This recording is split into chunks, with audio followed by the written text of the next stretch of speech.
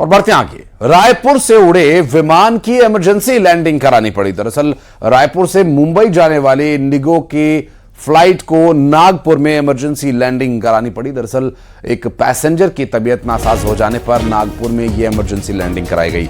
रात 11 बजे विमान की इमरजेंसी लैंडिंग हुई और विमान ने रात 12 बजे नागपुर से फिर टेक ऑफ किया और नागपुर में 1 घंटे ये फ्लाइट रुकी रही।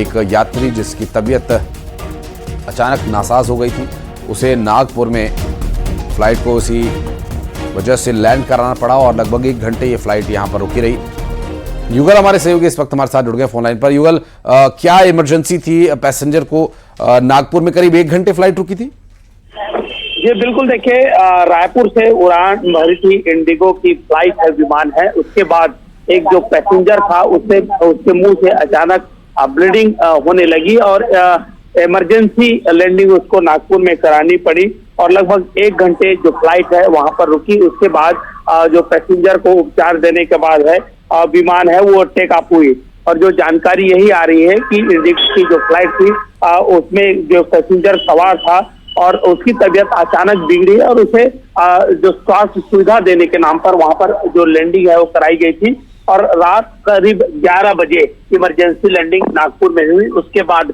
1 घंटा जो इंडिगो की फ्लाइट है रुकने के बाद फिर से टेक ऑफ किया गया। जी बहुत शुक्रिया आपका युगल इस पूरे मामले पर जानकारी देने के लिए।